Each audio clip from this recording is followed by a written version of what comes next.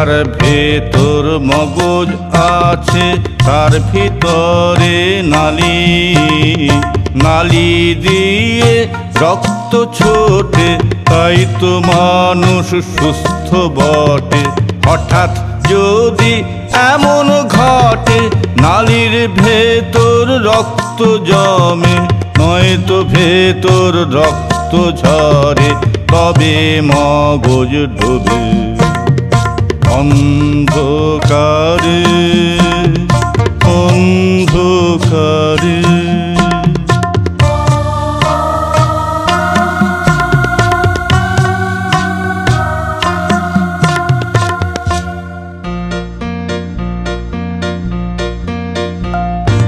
এই মাত্র দেখলাম মোরা স্ট্রোক কেন হয়, এরপরেতে জানবো এর কারণ কি বা রয়।